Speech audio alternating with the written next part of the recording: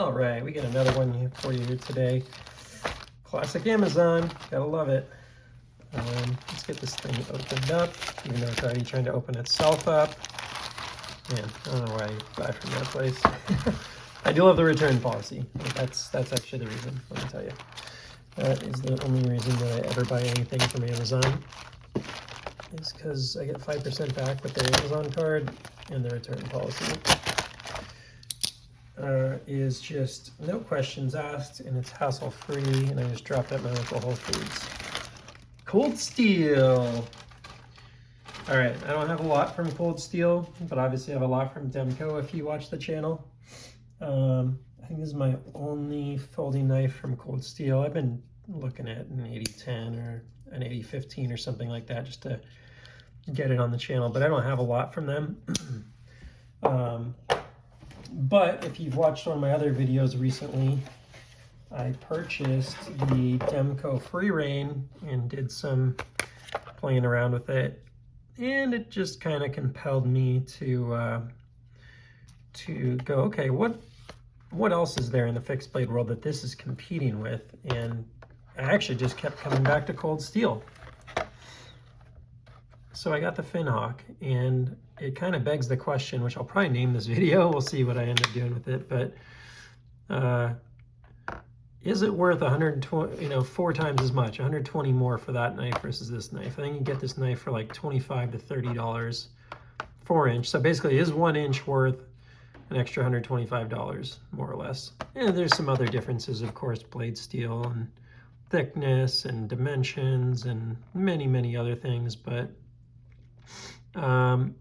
let's get it out of the package here and just kind of compare it to this guy. So for anyone that doesn't know the background, when I got the other one of the things I did compare it to was this is a same version of my dad's old knife, and it's a little dirty here. Let me get that off there real quick if I can.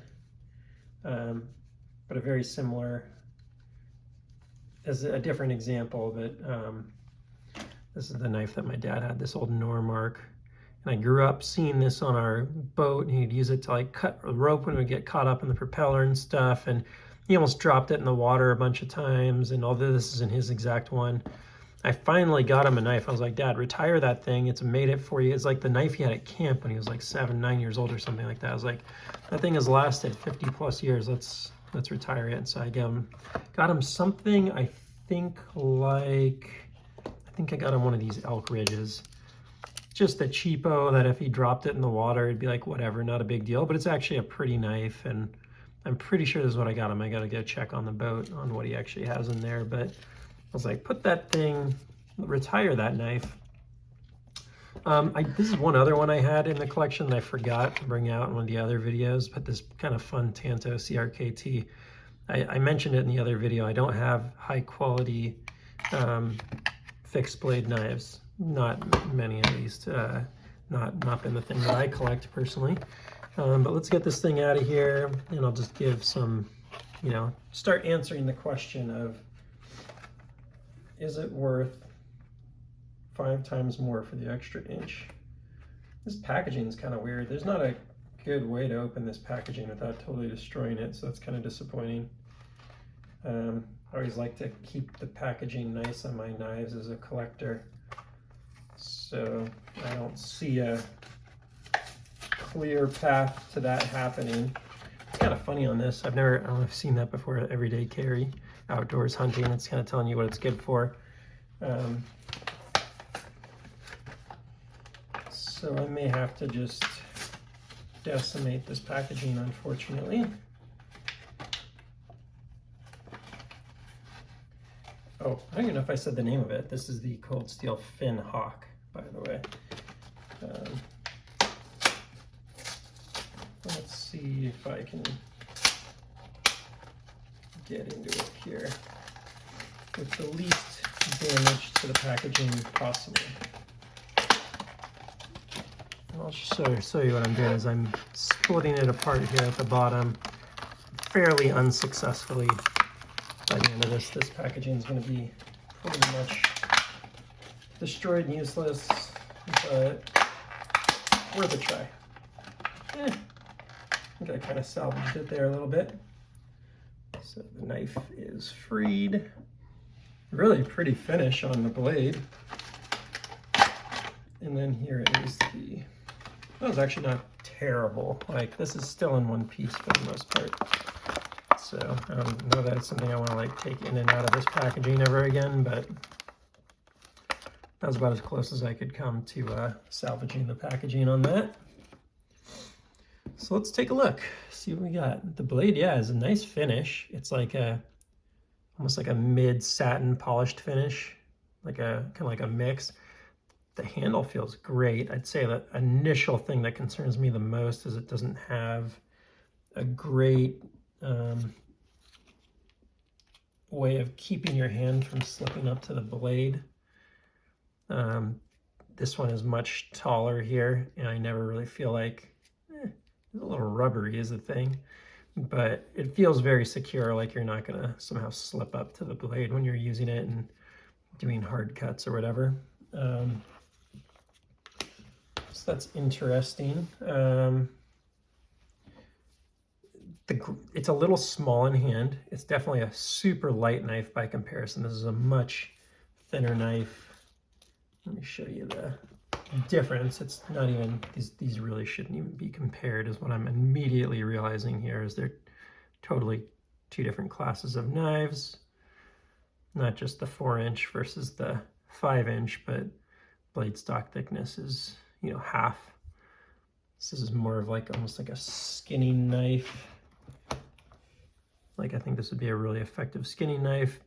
It is a German 4116 steel made in Taiwan. Cannot help but feel like, wow, it's a really pretty finish. For the price, you get a nice fit and finish on this knife. A really cheapo sheath for it, but at least a sheath that is effective in that it doesn't feel like the blade actually touches the sheath, which is nice. See if I can get some light in there. I don't know if I'm gonna be able to do that or not. Let's see if I can. But you can see that it never really thins out in there, so the blade sits very much freely in there, which would be an Andrew Demko kind of thing, to not have the blade actually touch the sheath. It's a less efficient way of doing it for sure, but fits in there really well. And although this is pretty cheapo here compared to, you know, what you're getting on the Demko, this is, I'd say, a big percentage of the cost of this is a sheath that you can take apart, clean out, you know, a much higher quality sheath than what you're getting with this cold steel fin hock. So that's a big difference. But yeah, I mean, it's, you know, it's kind of hard to draw out of there too, actually. Oh God, that could have been bad. But my initial impression is it's a high value knife. It's not knocked down super well at the top, but it's also not like super sharp when you touch it, so that's cool. Like, this feels like a very functional, usable knife, and one you wouldn't have to worry about. So in terms of like value knives, which I know a thing or two about, I feel like this is definitely one of them. Put it right in there with this Elk Ridge, which is this also 4116 or 440 or something. What do we got here? 440. So I don't know a lot about cheap Chinese steels, but I've got a feeling that's a better cheap Chinese steel. I have another knife here, and I don't know if I have something in 4116. So I'll have to do some research on that. You can see how prepped I was going into this video. Not terribly, but very similar here to this Elk Ridge in blade shape, finish, a more utilitarian handle, rubberized, as opposed to, you know, a prettier wooden handle, but also something that probably doesn't have the durability. Definitely like the tang on this one more. That's really nice for keeping your hand off of the blade. This one's not bad, but it's not super confidence inspiring, that's what I'll say. And this one does come super sharp. So if you slipped up on that, that would not be good. Let's just do a quick little sharpness test. I've got some, if you've seen some of my other videos, I have this like really lightweight packing paper I like to try these knives on, because it's not, you really have to have a good edge to get into it. Sorry, let me, it's kind of a big one here. Let's see if we can do a quick sharpness test here. Wow, that's an impressive edge.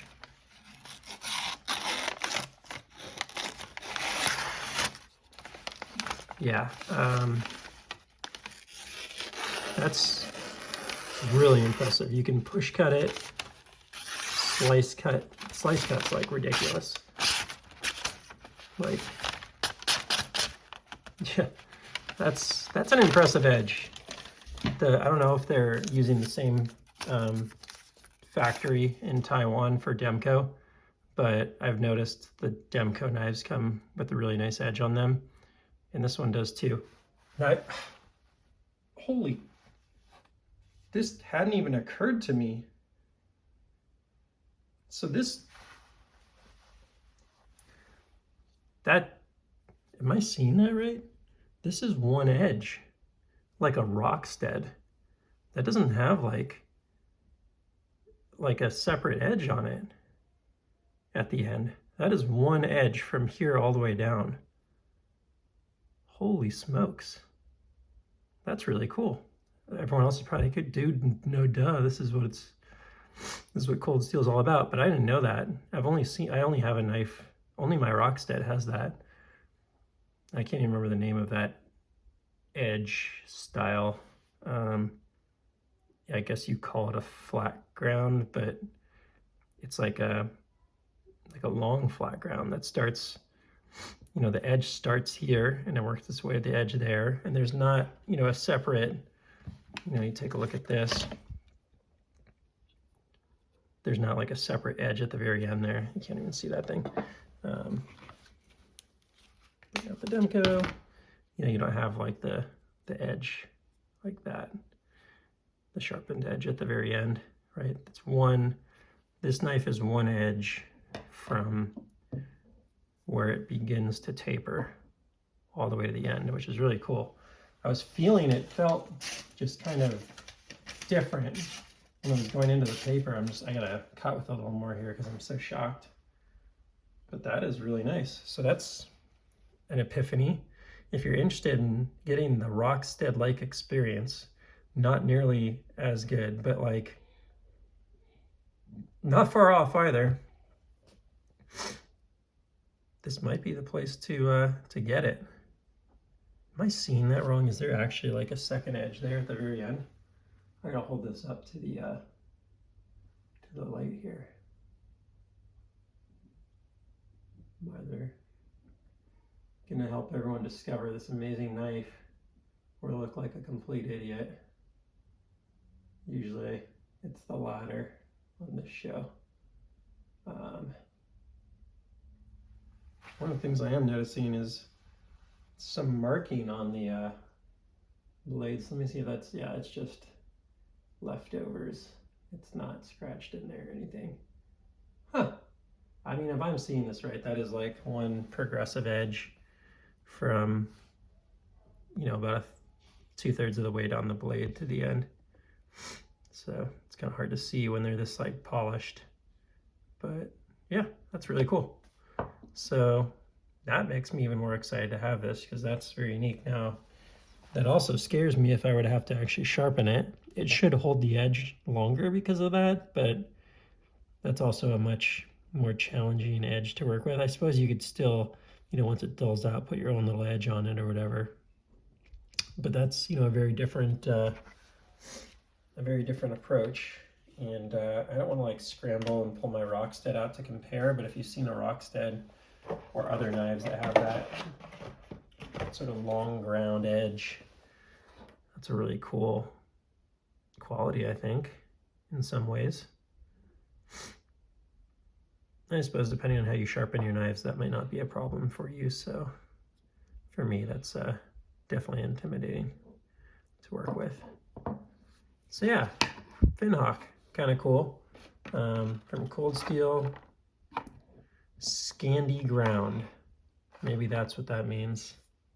Showing I am not an absolute pro here, but that's a really cool knife. Glad to have it in the collection and be able to work with it and kind of see what it does. I can see some definite work I could put this thing through. So